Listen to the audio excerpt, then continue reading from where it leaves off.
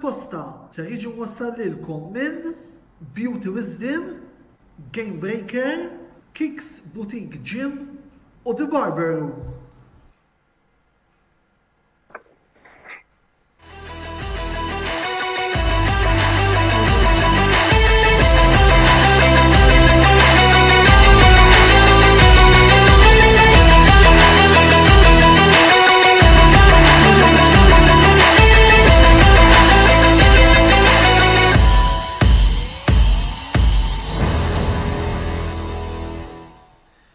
Antonello Bella jselmilkom jagħtikom merħba għas-16 il-programm mis-sensiela Botta u Risposta fejn għal darb'oħra kif ġajdin taraw ser ikollna programm speċjali.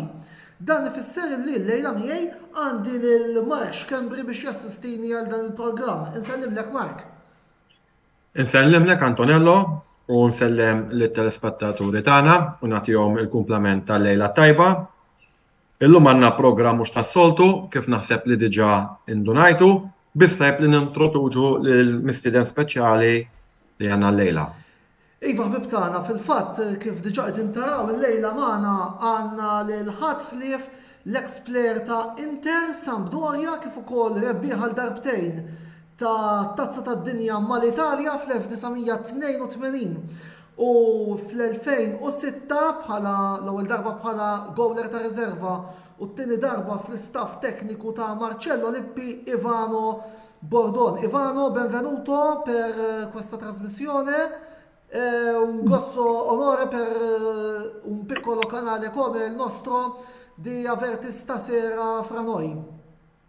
Grazie a voi dell'invito, l'ho accettato molto volentieri. Saluto voi che conducete e saluto tutti i tifosi di qualsiasi squadra che vivono a Malta. Grazie. Allora, qabel ma nibdew nitkellmu mal-mistieden tagħna, tajjeb li naraw ftit l-iskeda li ħejjejna likom biex nibdew insiru nafu minnu Ivano Bordon. Infakrukom li l-intervista ser issir bit-Taljan u min jixtieq jistaqsi xi domandi lil Ivano jista' jagħmel dan billi jħalli fis-sezzjoni li għandna marbuta ma' din ix-xandira. Morru issa għall-iskeda tal-mistieden tagħna u mbagħad nibdew il-programm tagħna tal-lejla. Ivano Bordon, data ta' twelid 13 ta' April 1951, pożizzjoni Gowler. Ivano Bordon iddebutta fis-Serje A nhar 8 ta' Novembru 1970, telfa ta' 3-0 li Inter kisbu fid-derbi kontra Milan. Ivano Bordon laba 13 staġun mal-Inter bejn l-1970 u l-1983. Fil-bidu tal-istaġun 1983-84 u ġie trasferit lejn Sampdoria fejn għamel hekk sal-istaġun 1985-86. Is-86-87 Bordon labu ma' Sanremese qabel ma mar ma' Brescia fejn għamel l-aħħar żewġ staġuni tal-karriera tiegħu. Bordon lab 281 logħba mal-Inter fis-Serje A fejn magħhom rebaħ żewġ kampjonati fl-1970-71 u 1979-80.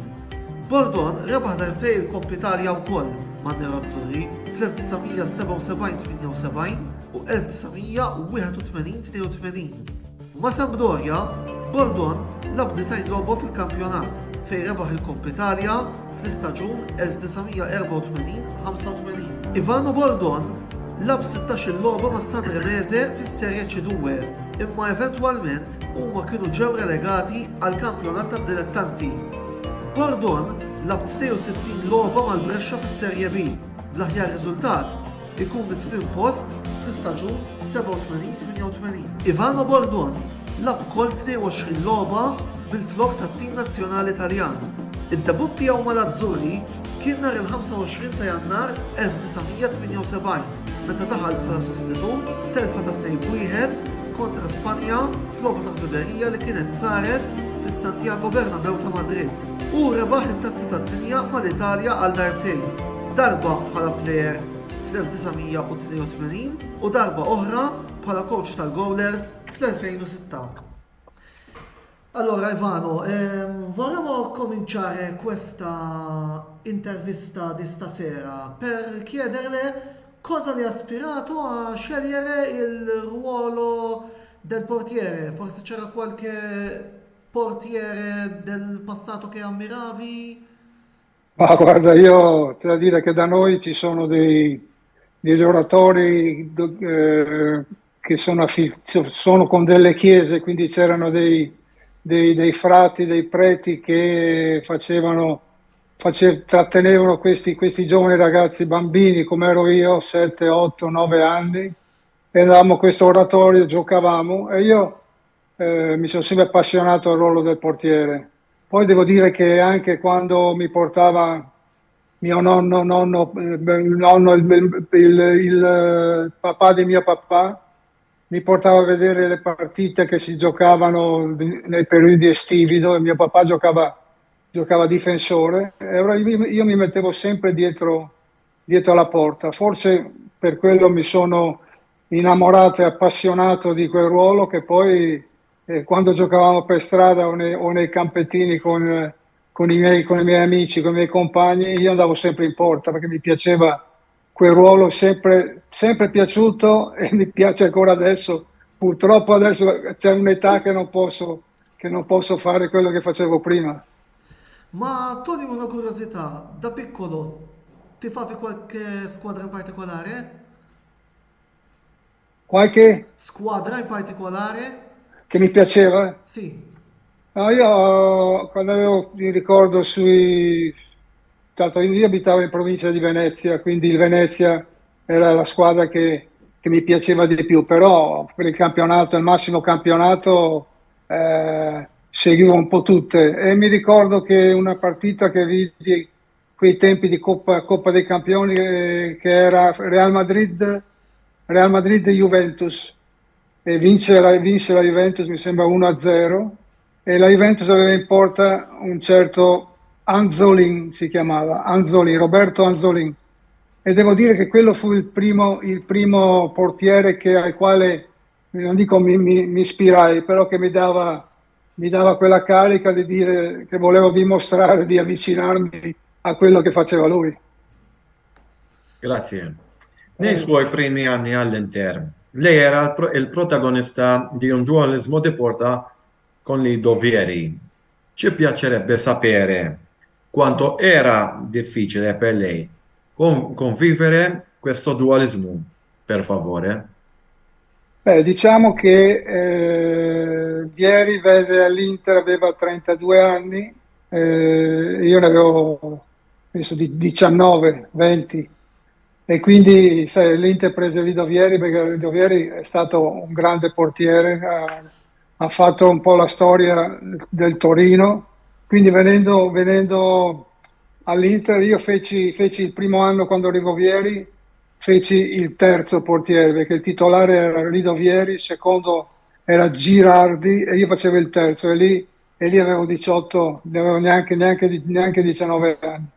Certo che per un giovane così hai voglia sempre di giocare, di calcare poi i campi della Serie A, però devo dire che con Vieri ho sempre avuto un ottimo rapporto.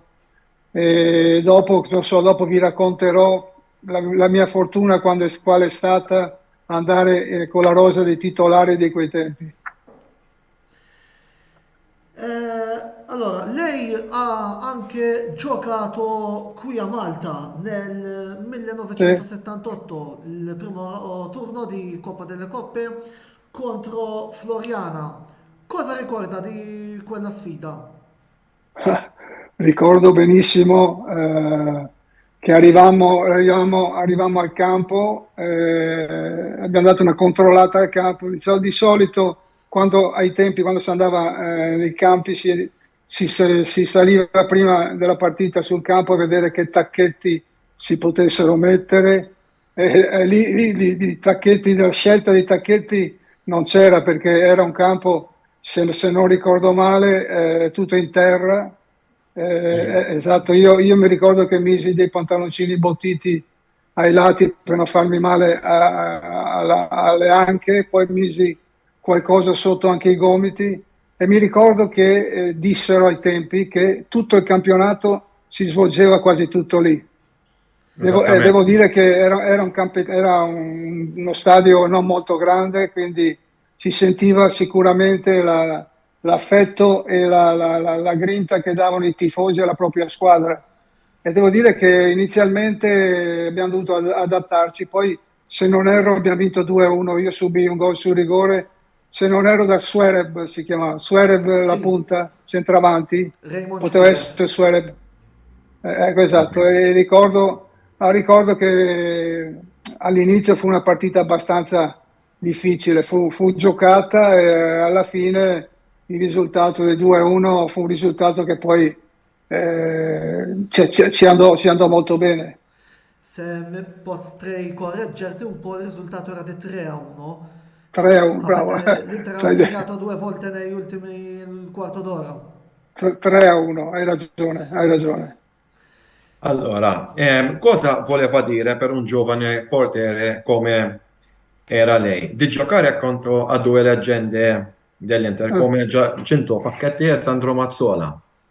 Ecco, questo perché prima ho detto, ve lo dico dopo quello che vi dovevo spiegare. Io sono stato fortunato di entrare nella rosa della prima squadra con questi giocatori elencati: Burnic, Facchetti, Mazzola, Suarez, Corso, Bedin, Jair, tutti giocatori che 2 anni prima, non so, avevano vinto la Coppa Campioni. E quindi per me andare con dei giocatori che non erano solo dei grandi giocatori, erano dei grandi uomini, compreso Vieri, che è stato il mio maestro, perché mi ha sempre aiutato, specialmente nei momenti di difficoltà, e nell'inserimento di quella, anche nel modo di comportarsi in campo e fuori dal campo. Quindi io penso che siano stati importantissimi per me, poi specialmente con Lido Vieri che mi ha insegnato molto, e io ho cercato di apprendere quello che lui mi spiegava, però ho cercato di apprendere anche guardando e vedendo le partite e gli allenamenti, e penso che di aver acquisito certi movimenti o certi modi di stare in porta da Lido Vieri, che anche lui stesso mi ha detto: guarda Ivano, è vero quello che dici te, perché io dissi, io vedo dei filmati delle partite e a un certo momento inquadro il portiere che fa un intervento e dico, non capisco se sono io o è Lido Vieri. E lui stesso ha detto: hai ragione Ivano, qualche filmato anch'io ho pensato quello, quindi insomma, mi fa molto piacere che poi l'amico Lido abbia detto questo. Hai menzionato i filmati, ma erano... quale tipo di filmati avevate in possesso in quel tempo? Perché so che l'uniche volte che allora la televisione mostrasse qualche immagine di partita erano sul 90° minuto, Sì. che trasmetteva allora la Rai, e qualche partita delle coppe europee, ma avete forse qualche altra immagine No, forse in no, esclusiva da voi? no, no, no, ai tempi si vedeva bene la Coppa la facevano vedere quasi, quasi sempre la Coppa. Poi alla domenica facevano vedere verso le 7, 7, 7, facevano vedere un tempo di una partita, un tempo solo. Ma io intendo che ho visto i filmati e da quei filmati dicevo che potevo assomigliare a Vieri, sono filmati che ho visto in questi ultimi anni, perché ci sono dei filmati che sono stati recuperati, ottenuti da certe, non so dove l'ho visto, su YouTube. YouTube c'ha diversi filmati. Io da quei filmati lì che dico, per quello che ho detto questo. Ok, va bene. Prima di andare per la prima pausa, vorremmo parlare dello scudetto che l'Inter ha vinto nel 1979-80. Uno scudetto vinto in mezzo a quella bufera del calcio scommesse.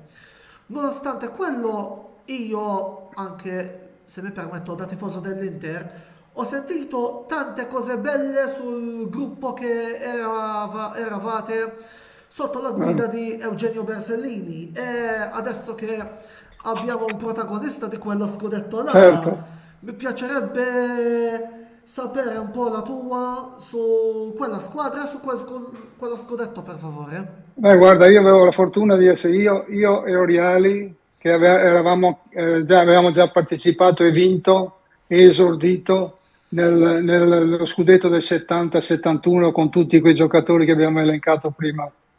79-80 inizio col dire che 7, 8, undicesimi, quindi che andavano in campo, erano tutti del settore giovanile, provenivano tutti dal settore giovanile.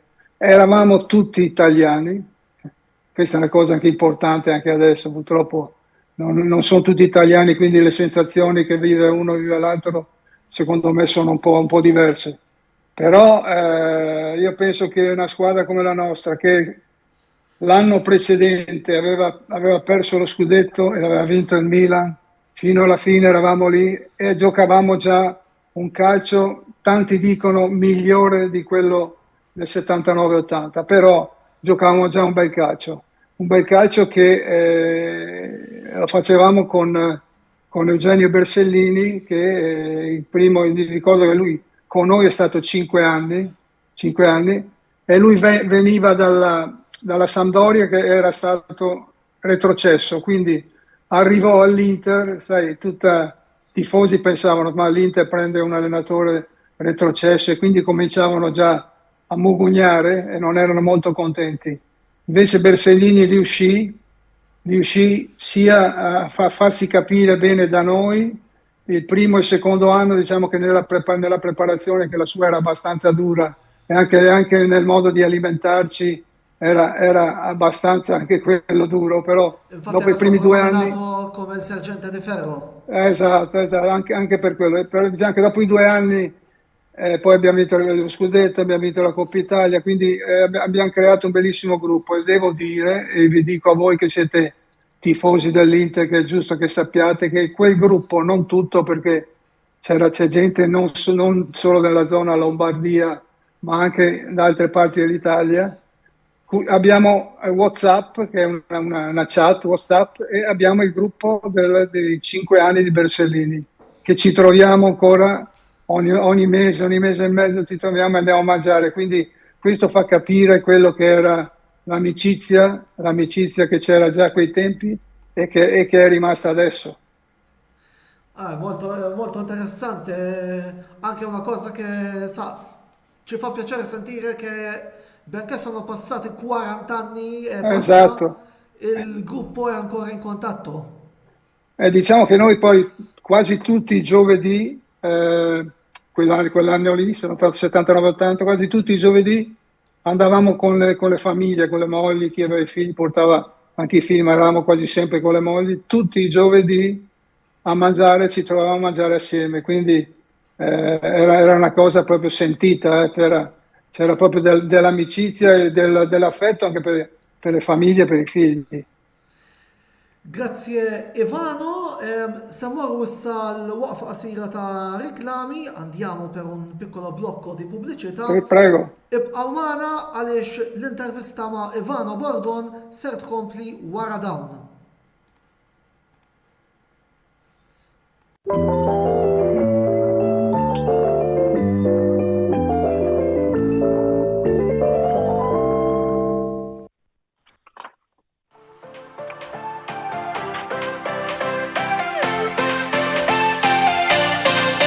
Può parlare, sì.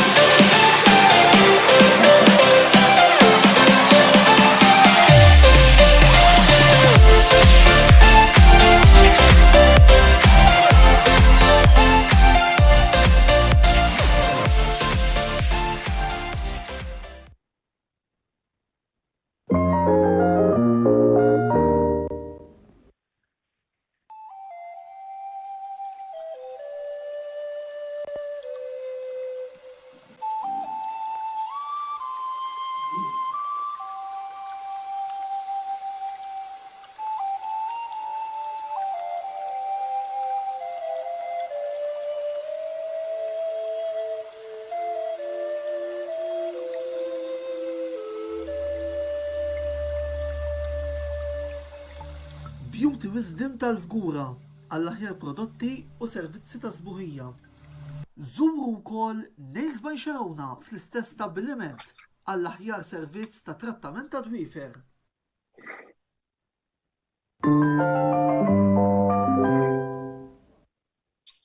Ilab u irbaħ flimkien mal-kamra sportiva u Kicks Boutique Gym.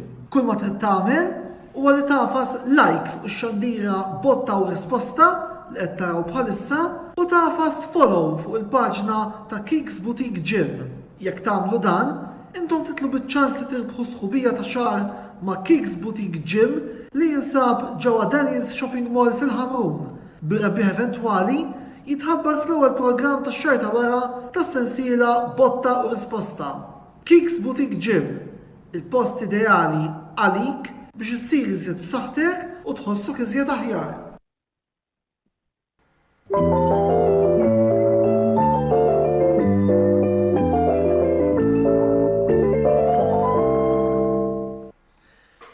Merħba lura t-tieni parti tal-programm Botta u Risposta fejn l-lejla magħna għandna l-pjaċir li nintervistaw lill-ex goaler ta' Inter Sampdoria u tat-tim nazzjonali Taljan Ivano Bordon. Infakrukom li min jixtieq jipparteċipa magħna f'din l-intervista jista' jagħmel dan bil-ħali id-domandi jew il-messaġġi tiegħu fuq is-sezzjoni tal-kummenti li bħalissa għandna miftuħin ma' din ix-xandira. Fil-fatt diġà għandna kumment mingħand Dexter Portelli fejn qiegħed ukoll jgħidilna proset tal-programm tal-lum. Grazzi lilek Dexter illi qed issegwi. Nistgħu nkomplu Mark bid-domanda li jmiss. Allora, Ivano, adesso possiamo continuare con la nostra chiacchierata e vorremmo aprire il capitolo della tua esperienza in nazionale. Quanto era difficile essere il secondo di Zoff? Ma era difficile. Io con Zoff, diciamo, premetto che ho avuto sempre un buonissimo rapporto. L'ho incontrato sempre da avversario e poi l'ho conosciuto molto meglio nel Mondiale Italia 78, Argentina 78, Europeo 80, Mondiale 82, quindi devo dire che con Zoff ho avuto un buonissimo rapporto.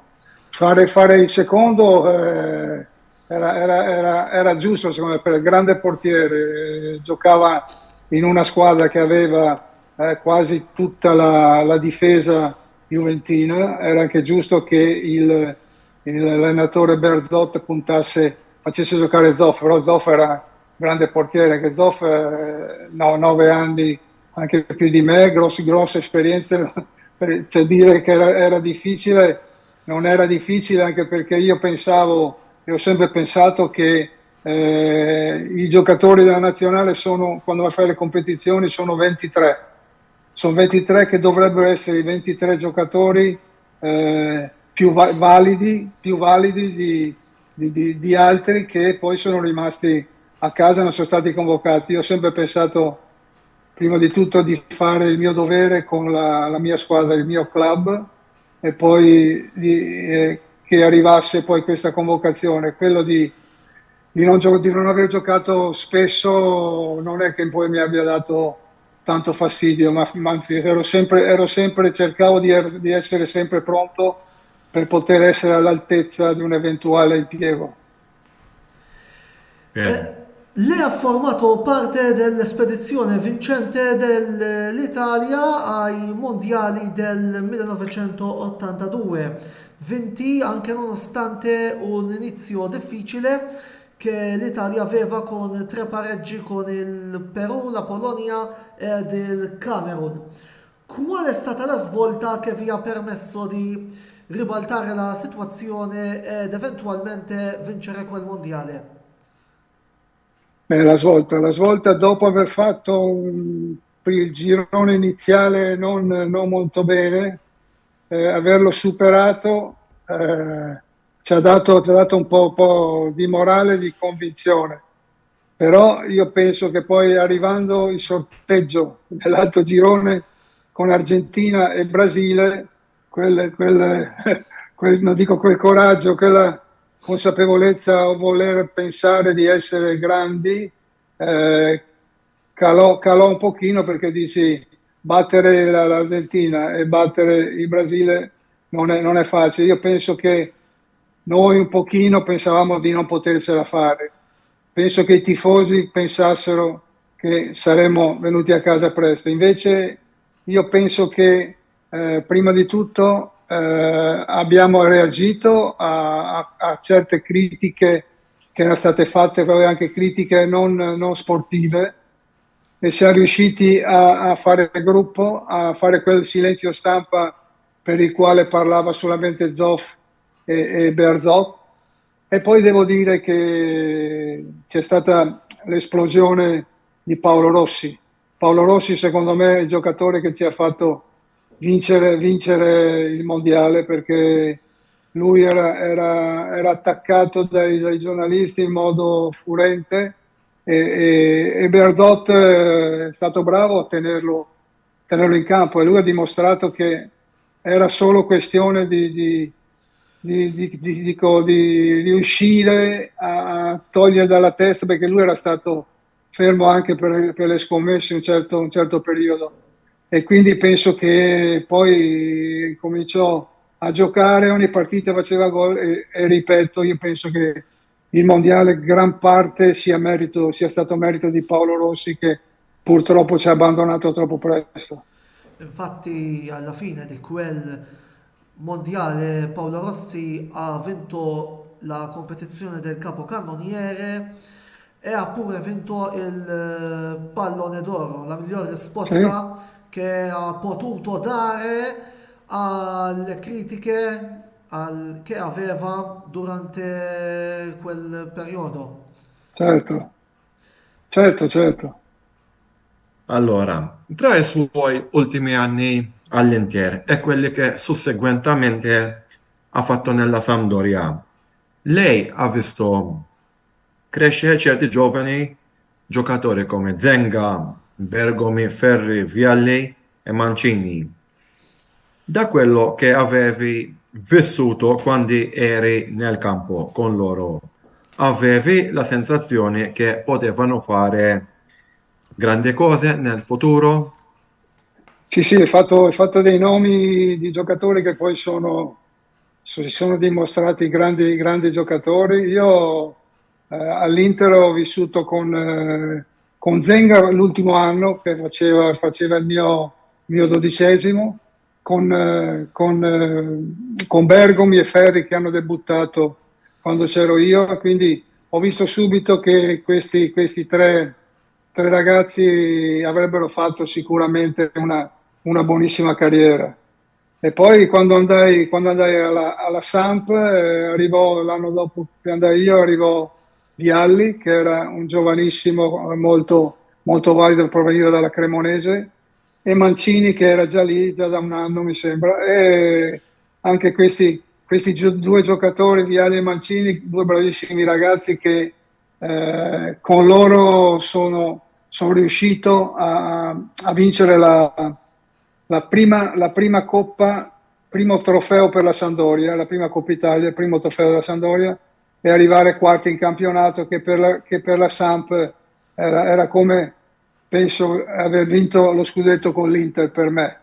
E devo dire che prima ho dimenticato che anche nell'Inter dei 5 anni di Bersellini c'era un giocatore, anche Scanziani, che non fu fortunato, perché lui poi l'anno successivo andò alla Samp e noi vincemmo lo scudetto con l'Inter.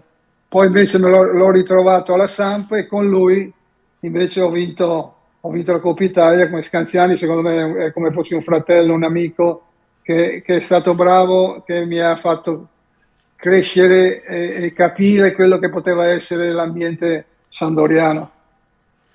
Infatti la prossima domanda era Sì, sull'ambientamento sì, eh, a Genova. sì, sì. Quanto era difficile per prima È cosa? difficile, difatti Scanziani mi disse subito quando arrivai a Genova, disse: guarda che qui c'è un clima atmosferico diverso da Milano. Qui settembre, ottobre, novembre possono esserci dei giorni che loro la chiamano Maccaia, quando c'è quell'aria, sai, bassa, un po' pesante che ti fa sentire, ti fai fatica a fare calcio, correre, muoverti. E effettivamente il primo e il secondo mese così facevo un po' più fatica, però sai, queste cose poi si superano in fretta. E lui sicuramente mi ha aiutato ad ambientarmi, lui era già lì da 2 o 3 anni e quindi mi ha fatto conoscere, sai, anche i tifosi mi ha fatto conoscere, mi ha fatto capire come potevano comportarsi i tifosi, se erano dei tifosi che erano secondo me dei tifosi validi, e poi un grande presidente e un grande intenditore di calcio che era Paolo Mantovani. Ecco, questo penso che sia stato colui il quale ha fatto crescere la Sampdoria, che dopo nel 89, 90, 90 ha vinto il campionato. Vorrei chiederle un'altra domanda prima di continuare con la nostra scaletta. Su Sì, quel campionato dell'84-85 dove i pronostici erano letteralmente ribaltati con il Verona che ha vinto lo scudetto, il Torino secondo, Inter, poi voi la Sampdoria. sì, Cosa ricordi di quello scudetto e quanto anche tra voi giocatori si era sì, sì. sentita una sorpresa al fatto che negli anni, diciamo la verità, dove dominavano Juventus e Roma, i protagonisti di quel campionato là erano Verona e Torino. E Sì, poi sì, c'era no, anche l'Inter pure. difatti, il Verona fu una sorpresa, no, la vittoria del campionato del Verona. Però il Verona giocava un buonissimo calcio, aveva due stranieri tedeschi, no, aveva sì, Brigger, e poi aveva la punta, che se non ricordo bene il nome, Larsen la Elchier, il punta danese. Elkier, bravo, Elkier, sì, che erano giocatori importanti, ma il Verona vinse quel campionato meritando proprio di vincerlo. Giocava un buonissimo calcio con Bagnoli in panchina, mi ricordo. Anche noi che facemmo un bel campionato, lottammo sino alla fine. In un certo momento, sai, quando ti gira male, per sfortuna, puoi fare anche l'errore. Le ultime partite perdi una posizione. Infatti noi siamo arrivati quarti dietro l'Inter, però secondo me potevamo arrivare terzi noi, sicuro. Però devo ricordarlo come un campionato, un bel campionato, l'84-85. Infatti avete anche vinto la prima La- Coppa Italia. esatto, E che differenza esatto. c'era tra vincere a Milano e vincere a Genova? Guarda, io ho detto che io andando via dopo 17 anni dall'Inter, io dai 15 anni ai 32 sono stato all'Inter, quindi sono cresciuto all'Inter, oltre che da calciatore anche come uomo, e devo dire che mi è dispiaciuto così andare via dall'Inter, però sono arrivato alla Samp e facendo i risultati,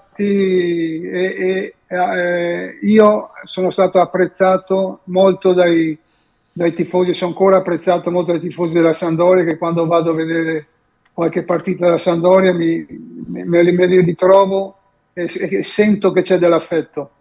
Devo dire, e l'ho già detto tante volte, che vincere la Coppa Italia alla Samp era equivalente, diciamo quasi, non è lo scudetto dell'Inter, però molto vicino per me.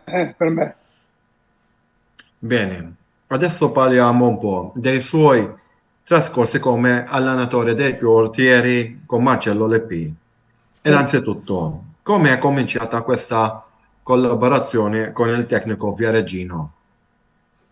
Beh, diciamo che io Marcello Lippi l'ho conosciuto quando con l'Inter noi nel lontano 74 andammo a Città del Messico a fare un torneo a fine campionato, e l'Inter chiese tre prestiti da altre squadre, 3 giocatori, insomma, uno dei quali era Lippi, altri due della Samp. E lì diciamo che lo conobbi nel lontano 74. Poi quando io andai alla Samp nell'83, 83-84, Marcello Lippi era allenatore della primavera della Sampdoria. E lì poi conoscendoci già, e poi ho fatto anche qualche vacanza in Sardegna, mi ricordo, dove c'era anche Marcello, e da lì io ho cominciato ad avere questa amicizia. Diciamo che l'anno prima che io andassi alla Juve, lui era a Napoli, io ero all'Udinese. Poi seppi che lui doveva andare alla Juve e allora io chiesi così alla società se avevano bisogno di un allenatore dei portieri, perché cambiava tutto lo staff. Sapevo che andava Lippi e certo che la società chiese a Marcello se gli andavo bene io, e cioè lui accettò e da lì cominciò questa amicizia e questo lavoro che mi ha dato per collaborare con lui, ma già i primi 5 anni alla Juve, dopo 2 all'Inter, poi ancora 3 alla Juve e poi 4 in nazionale. Quindi io penso che c'è proprio un'amicizia e una collaborazione che ho fatto e che mi ha fatto crescere. L'unica cosa è che mi dispiace che non sono andato in Cina quando lui è andato in Cina, perché ho detto in Cina vanno tutti e sono tutti senza mogli. Io non volevo lasciare no, a casa mia moglie da sola, che poi aveva qui un parente che non stava molto bene. Allora a un certo momento ho detto mi fosse capitata 10 anni prima, forse senza forse, sarei andato. Però a questa età ho detto, preferisco, mi spiace, ho detto Marcello, scusa, ma preferisco vivere la vita così con mia moglie e le situazioni che ho qui. Una Quindi, domanda come tifoso juventino. Quale era l'atmosfera nell'ambiente juventino quando Marcello Lippi era andato a guidare la Juve? Perché la Juve era 9 anni senza scudetto, che era un po' di tempo per la Juve, un po' di lungo tempo.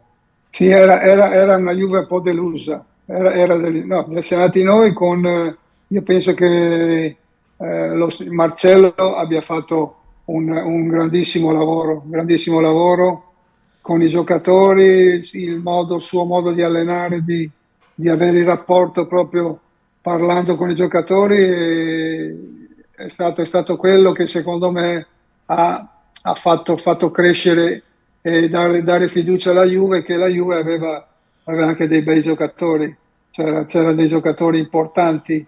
Poi c'era dietro l'avvocato Giovanni Agnelli, che io mi ricordo che ogni anno faceva un suo regalo, un suo regalo che una volta fu Zidane, un'altra volta fu Deschamps, quindi tutti i giocatori di un certo livello che fecero grande la Juve. Effettivamente noi quegli anni è stata una grande Juve con un grande allenatore.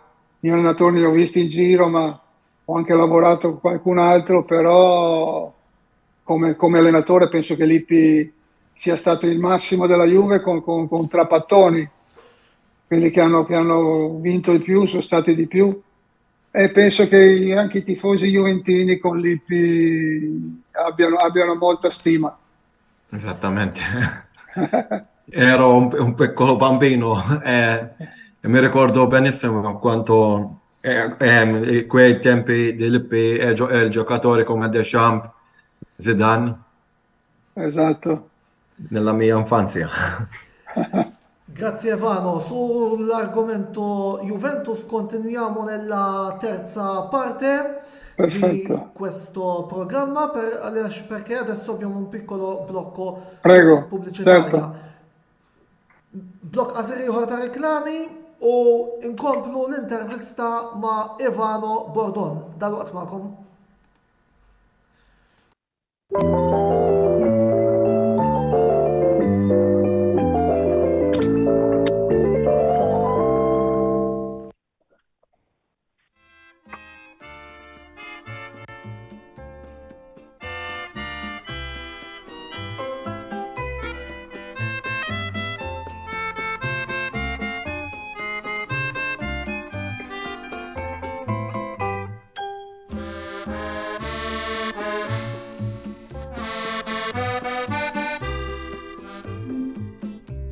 Diversi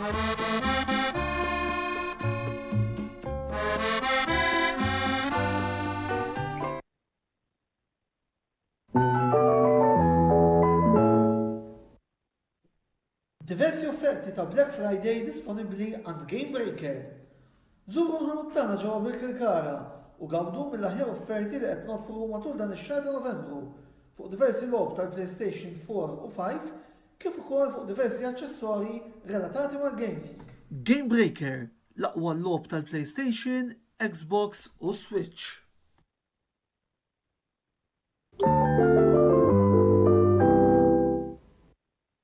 Ilab u irbaħ flimkien mal-kamra sportiva u Kicks Boutique Gym. Kull ma trid tagħmel huwa li tafas like fuq ix-xandira botta u risposta li qed taraw bħalissa u tafas follow fuq il-paġna ta' Kicks Boutique Gym. Jekk tagħmlu dan, intom titlu biċ-ċans li tirbħu sħubija ta' xahar ma' Kicks Boutique Gym li jinsab ġewwa Denny's Shopping Mall fil-Ħamrun. Bir-rebbieħ eventwali jitħabbar fl-ewwel programm tax-xahar ta' wara tas-sensiela Botta u Risposta. Kicks Boutique Gym, il-post ideali għalik biex issir iżjed b'saħħtek u tħossok iżjed aħjar.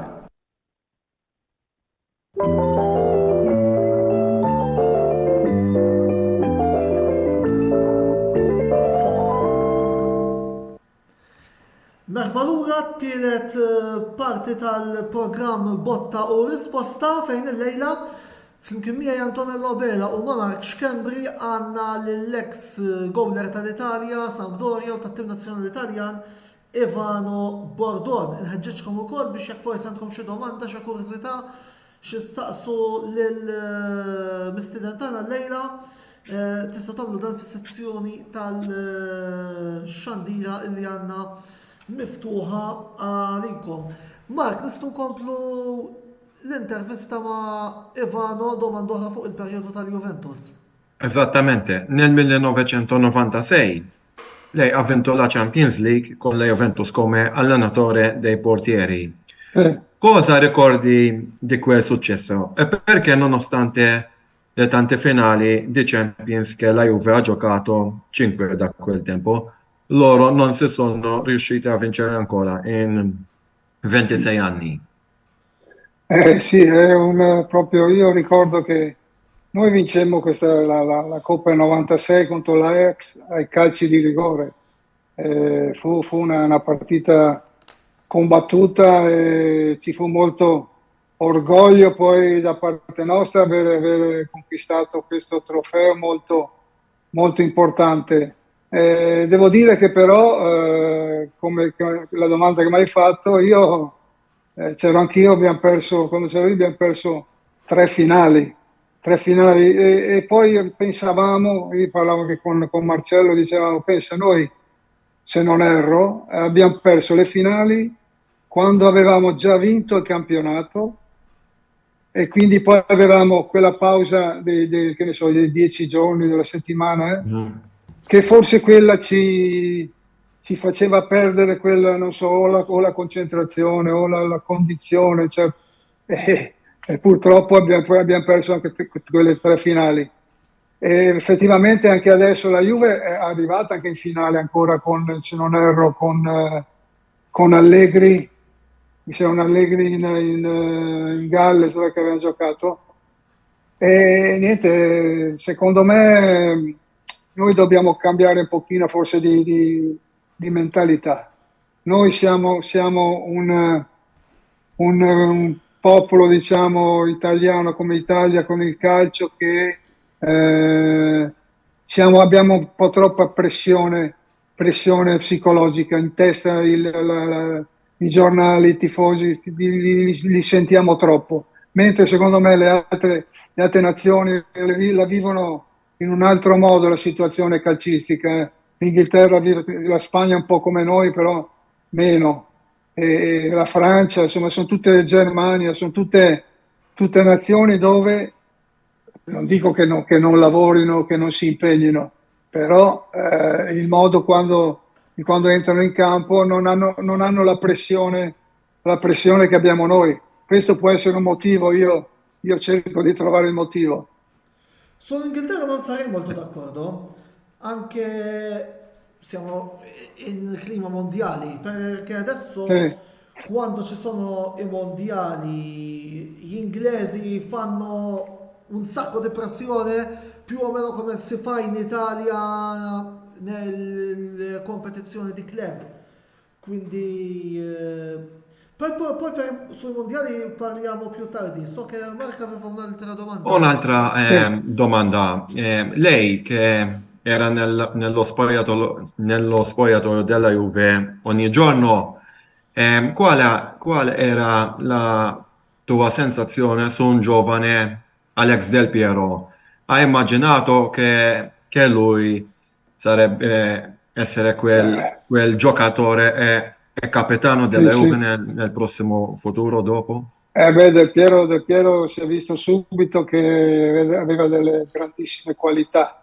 Poi c'era Baggio, dal quale può aver anche preso qualcosa anche tecnicamente, anche guardando. Però Del Piero è stato un grandissimo giocatore. Ha avuto anche la sfortuna, mi ricordo anche dove, quando giocammo a Udine, che si ruppe il crociato e lì ebbe un po' di sosta, però ha dimostrato di essere un grande, grande giocatore tecnico, di qualità e quindi un giocatore che tante squadre vorrebbero e che secondo me adesso non ce n'è molti, molti di giocatori così in giro. Un'altra domanda. Hai qualche memoria particolare dell'avvocato Sì, Agnelli? come? Guarda, io dopo, non so, dopo forse parliamo del libro e ora dico che io nel libro che ho scritto c'è un po' tutta la mia vita da bambino fino ai giorni nostri e quindi c'è su tutte le società dove sono stato. Alla Juve mi ricordo benissimo che a me l'avvocato Gianni Agnelli mi era simpaticissimo, una persona che mi piaceva. Diciamo che un giorno eravamo allo stadio, facevamo allenamento dove adesso gioca il Torino, Ok. l'Olimpico, A stadio e io stavo, comunale. sì, bravo, e lì stavo finendo il lavoro con Peruzzi e Rampulla, che erano i due Ok. portieri, no? Li facevo dei cross da una parte e dall'altra. A un certo momento mi accorgo, quando stavo facendo i cross, che entrano in campo, e vedo che davanti c'è l'avvocato Agnelli e dietro ci sono state 7-8 persone. E a un certo momento tra le persone mi sono accorto che c'era anche Kissinger, che veniva Kissinger, Ok. lo statista Kissinger Ok. americano. Mi sa che era il vicepresidente. Venne verso di me l'avvocato, io andai lì, lo salutai e lui mi disse: Senta, Blay Bordon, lei riuscirebbe a farmi gol dal calcio d'angolo di sinistro come il cross, no? Di sinistro in porta. Io ho detto, avvocato, io sono destro, da questa parte calciare di sinistro, non so, però ci provo, io ho detto, no? Io mi sono messo lì e tanto c'era Rampulla e Peruzzi che ridevano, stavano scherzando. E allora mi metto lì, calcio, mi do il giro, l'effetto interno e ho fatto gol, andate in porta. Allora mi sono girato, lui è venuto lì con la mano e mi fa complimenti Bordon. Abbiamo un grande terzo portiere, mi ha detto. Quindi no, l'avvocato era bravo perché sapeva anche fare delle belle battute. È una persona che a me, negli anni che sono stato lì, quando lui veniva una volta al mese e chiamava i giornalisti e faceva un'ora di intervista, ogni mese voleva fare, però era una persona buonissima, bravissima, insomma, simpaticissima.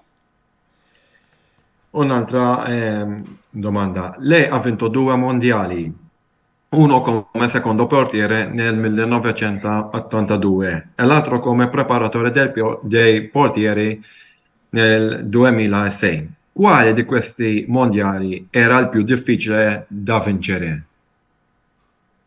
Sai, vincere il mondiale devi sempre avere un po' di fortuna, perché senza un po' di fortuna, secondo me non arrivi al traguardo. Devo dire che il primo dell'82 è rimasto anche più nella mente delle persone perché per l'Italia era un periodo che c'erano dei problemi economici, mi ricordo c'era le Brigate Rosse, c'era un po' di problemi, insomma, che aveva lo Stato, che aveva gli italiani. E aver vinto il Mondiale dell'82 ha avuto ha più ricordi di quella vittoria, anche se secondo me forse è rimasto perché noi abbiamo battuto l'Argentina e il Brasile e poi in finale la Germania, allora è qualcosa di più. Però io ho fatto quello del 2006, la partenza iniziale non è stata con la difficoltà di quello dell'82.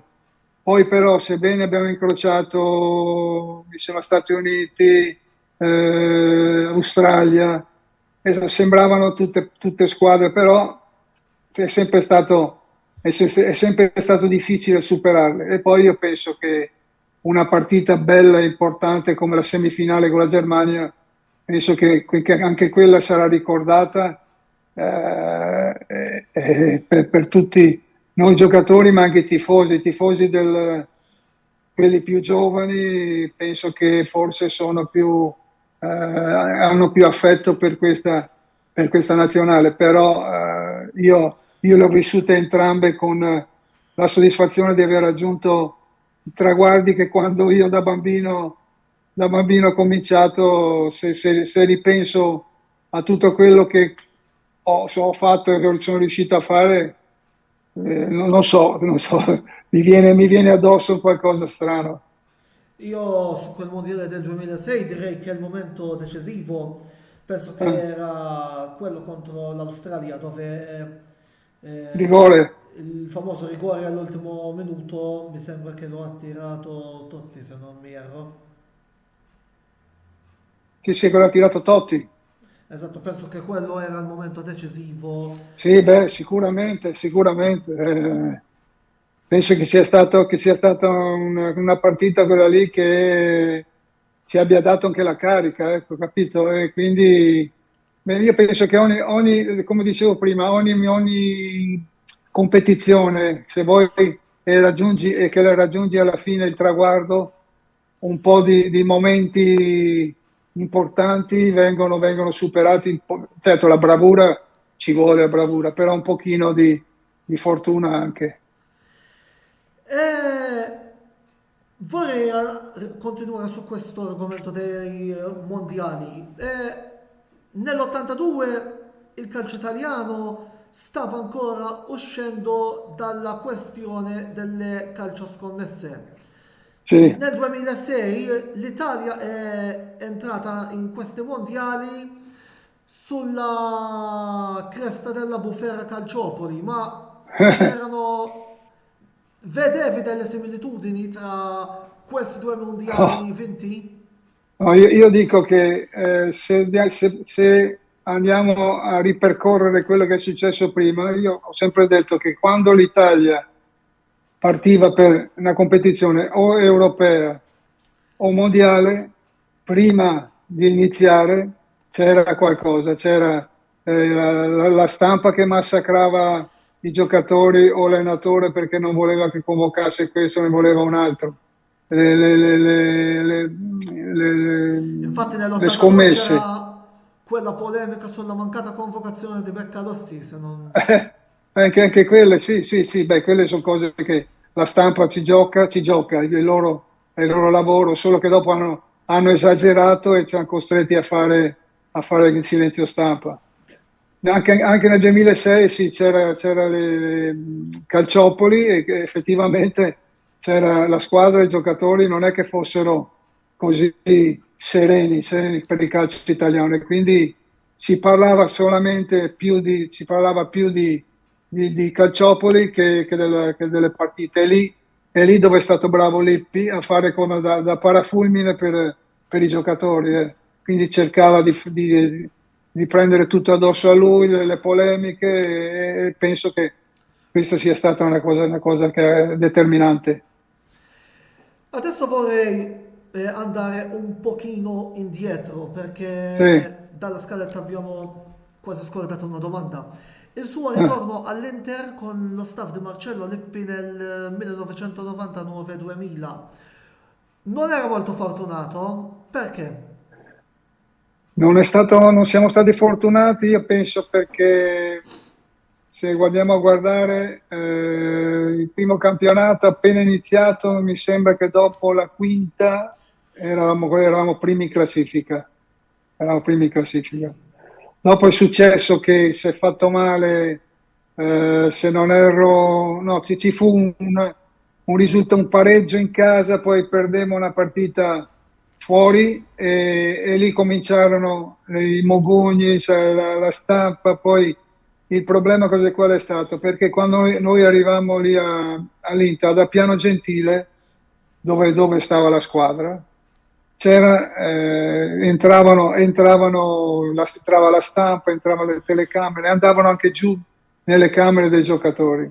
Allora a un certo momento Marcello disse: cerchiamo di fare uno spazio dove deve stare la stampa e dopo i giocatori andranno lì. Non è che loro devono andare dentro, sennò qui viene fuori. Allora, però disse alla società, disse sì, però Presidente, se succede qualcosa così, non deve dire che è stato solo Marcello Lippi, che è stata la società con Lippi a fare certe cose. Allora perso quella partita lì, cominciarono ad attaccare Marcello e crearono dei problemi. Marcello a un certo momento, questo è il primo anno, poi andammo a fare poi lo spareggio per la Champions con l'Helsingborg lì che non passammo per partite proprio stregate quella lì, perché mi ricordo Recoba, non so se sbagliò un rigore, Sì. prese il palo. Ecco, vabbè, non meritava. E poi si rimase, e Marcello Lippi so che voleva già dare le dimissioni dopo aver conseguito lo spareggio della Champions, voleva dare le dimissioni. Il presidente ha detto: no, no, no, non dire dimissioni, io le metto vicino uno che fa da tramite tra lei e la squadra, tra lei e lo staff medico, così, e venne Velasco. Però lì purtroppo ci fu l'eliminazione con l'Helsingborg, e alla prima partita successe quello che successe a Salerno, e lui poi disse: io se fossi il presidente per primo darei un calcio nel sedere all'allenatore, poi ai giocatori, e lì si ruppe qualcosa che già era nell'aria. Questo è stato il problema poi nostro. Io rimasi lì, io e Pezzotti che era il secondo, rimanemmo lì con Tardelli, e si portò alla fine del campionato, riuscimmo a galleggiare perché non eravamo messi bene. Certo che Marcello a un certo momento scoppiò, perché mi ricordo quando andò in un bar e continuavano a massacrarlo, e lui per ripicca disse: sì, io sono juventino. Quindi dopo che disse quello, ma lo disse apposta, ormai non ci credeva più.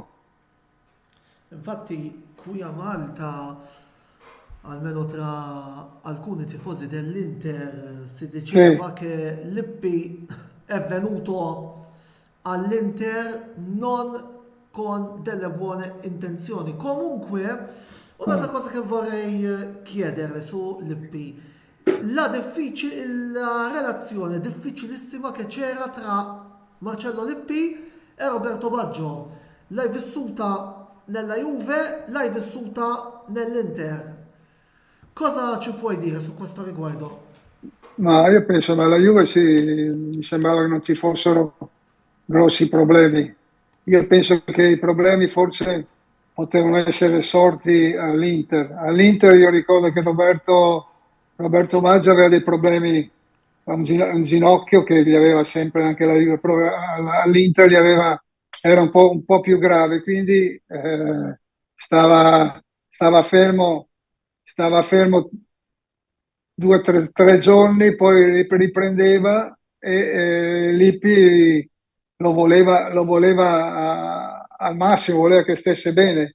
E a un certo momento poi non l'ha fatto giocare, e lì si è rotta qualcosa nel rapporto con Baggio, Purtroppo se sono cose che poi nel calcio tra due persone può succedere di tutto, e lì successe che si ruppe qualcosa e basta, non ci fu poi più un buon rapporto. Un'altra domanda. Qual era la sensazione nella squadra juventina prima della partita fuori casa contro l'Udinese del 5 maggio? Avete la sensazione di po- poter vincere il No, campionato? no, quello non, al momento così pensavamo proprio di non vincere. L'importante era arrivare secondi per poi non andare a fare la preliminare. No, noi ricordo che si disse, ragazzi, noi cominciamo la partita, cerchiamo di chiuderla subito e poi quello che succede, succede. Infatti noi facciamo, mi ricordo, 2-0 in 20 minuti forse, e di là so che l'Inter vinceva, poi è successo il patatrac così.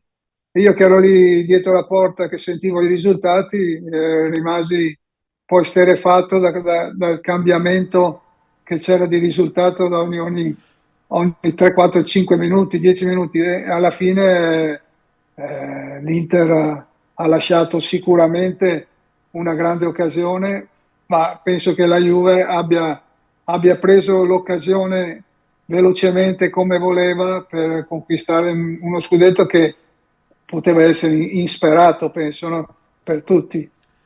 Infatti Sì.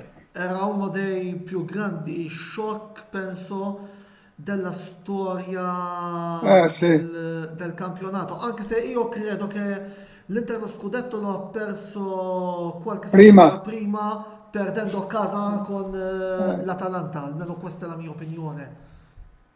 Sì, sì, no, no, cioè, non ricordo bene che partite, ma anche fuori casa, mi sembra, contro o Verona, non mi ricordo Contro il con Chievo, chi. sì. Un pallone Bravo, un gol segnato da Cossato all'ultimo dopo che Recoba ha eh, perso l'occasione di chiudere la partita. A sì, proposito di sì, Recoba, lei ha allenato molti giocatori di talento come Ronaldo, Vieri, Recoba, Del Piero, Zidane, Deschamps, Javier Zanetti, e tanti Totti e tanti altri giocatori. Qual sì. era il giocatore che ti impressionava di più? Mi hai detto tutti i nomi di grandi giocatori, però io uno, devo dire, Zinedine Zidane. A parte Ronaldo, che è già un mostro, Ronaldo secondo me è stato un grandissimo, però l'altro è Zinedine Zidane, che è un giocatore che se tu lo vedi in allenamento era un mostro proprio di tecnica, di volontà, di grinta, e effettivamente poi è stato un grande giocatore Zinedine Zidane. E tra i portieri? Che Tra i anche portieri, là ha guarda, allenato diversi grandi portieri. io penso che dei portieri che ho allenato io, Buffon e Peruzzi siano quelli che sono di un altro livello, senza nulla togliere gli altri. Buffon e Peruzzi, uno per una cosa e uno per un'altra, comunque sono due portieri che io li considero allo stesso livello. Ehm, Ho un'altra domanda, due domande. Sì, sì, Quanto vai. orgoglioso ti fa il fatto di essere l'unica persona italiana a vincere due mondiali di calcio, uno come secondo portiere ed un altro come preparatore dei portieri? Beh, sono molto, molto, molto orgoglioso. Qualcuno dei miei amici, perché dice tu sei troppo umile, dico, no, qualcuno dei miei amici dice guarda che tu ne hai vinto un altro di mondiale nel 73, quel mondiale militare che giocammo in Congo, Io ho detto, vabbè, sì, sì, perché non viene considerato molto, invece è un altro mondiale del quale sono orgoglioso. Diciamo che gli altri due mondiali 82 e 2006 sono l'unico ancora in vita aver vinto due mondiali, ancora in vita, perché altri che non ci sono più l'hanno vinto due volte, sicuro. Nel 34, nel 38 l'hanno vinto l'Italia. No, no, sono orgoglioso perché, ripeto, è una situazione che mi ha fatto provare da calciatore e da allenatore. Sono due traguardi che ho raggiunto, penso, ricomincio a dire, con i sacrifici che deve fare uno durante tutta la sua carriera, la sua vita calcistica. Io ci sono riuscito e quindi è una cosa della quale me ne vanto internamente, ma non sono uno che va ai 420 a dire ho vinto. Me lo dico quando mi chiedono, io ho vinto, sì, ho vinto due mondiali e sono l'unico a averli vinti, però l'unico in vita. E l'ultima domanda. Sì. Sfortunatamente per l'Italia, adesso, tra una settimana c'è il mondiale e senza l'Italia per la seconda volta consecutiva. Nella tua opinione, che cosa pensi che è il problema adesso nel calcio italiano? E il problema, non so se è giusto quello che Se dico, c'è, però la cosa più che può creare questo problema è che ci sono pochi giocatori italiani che giocano la propria squadra nei ruoli che poi servono per la nazionale. Io penso che Mancini abbia difficoltà a scegliere dei giocatori validi per cercare di fare la nazionale. Noi, anche se abbiamo vinto l'europeo, l'ultimo europeo l'abbiamo vinto, esattamente. però secondo me il primo problema è quello lì, che ci sono troppi stranieri nei ruoli dove dovrebbero esserci giocatori italiani per la nazionale. Questo qui è il problema più grande. Poi altri non so cosa dire, io penso che sia questo qui il principale. Grazie. Allora, qabel ma nagħlqu din l-intervista tal-lum, nixtieq ngħid grazzi lill-sponsors tagħna li huma Kicks Boutique Gym, Beauty Wisdom, Game Breaker u The Barber Room. Ivano, vorremmo ringraziarla per questa intervista. È stato un piacere per noi averla qui, ma prima di chiudere vorrei che lei faccia un ultimo messaggio ai nostri seguaci della pagina La Camera Sportiva e poi lo hai menzionato anche durante la trasmissione, che hai fatto un libro, così ci puoi anche introdurlo. Sì, sì, sì, no, prima di tutto ringrazio voi per avermi invitato a questa trasmissione. Sono molto contento di poter parlare sempre con i tifosi, con gente di calcio, di sport. E niente, poi vi ringrazio e voglio dire solo che speriamo che Malta, il calcio maltese, riesca a salire sempre di più, questo voglio dire, no? E che, e Speriamo. che Speriamo. sì, sì, beh, bisogna fare queste cose. E poi devo dire che io sì, ho fatto questo libro che avevo fatto prima, si chiama In presa alta, che l'ho scritto con Jacopo Dalla Palma e Caosfera è la nostra casa editrice, e devo dire che questa è tutta la mia vita, da bambino fino ai giorni nostri, e dove parlo sia di vita normale di un bambino, di un ragazzo che comincia, ma parlo di tutte le squadre, i momenti, gli episodi, tutte le partite nazionali, e alla fine ci sono, ci sono molte, guarda, faccio vedere, non so se si vede, ci sono molte foto mie di altri miei compagni che fanno ricordare, ecco, no, grandi periodi belli e un po' meno belli, ma pochi. e quindi so che mi hanno detto che si può prendere, chi lo volesse acquistare, si può prendere anche su internet. Bene. Quindi no, vi ringrazio ancora. Io spero di poter venire a Malta, non sarà facile, con qualche mio ex compagno per incontrare i nostri tifosi, specialmente i nerazzurri, anche voi juventini, anche perché io ho lavorato anche per la Juve, quindi per me i tifosi sono uguali, juventini, milanisti, interisti, quindi non c'è nessun problema. Grazie per la tua disponibilità questa sera. Prego, è stato un piacere.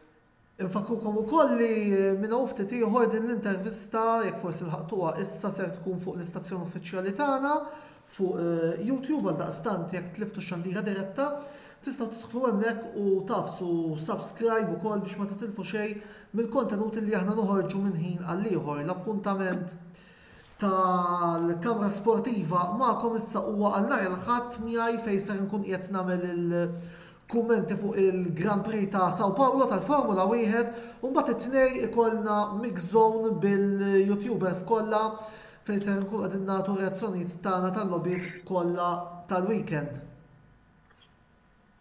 Sakemm nerġgħu niltaqgħu il-ġimgħa d-dieħla jien Marx Kembri, insellmilkom.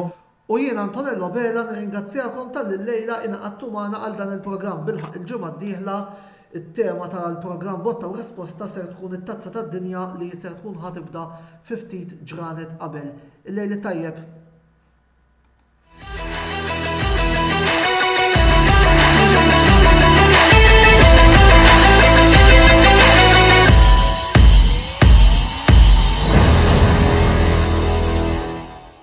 Botta u Risposta ġi wassal lilkom minn Beauty Wisdom, Game Breaker, Kicks Boutique Gym u The Barber Room.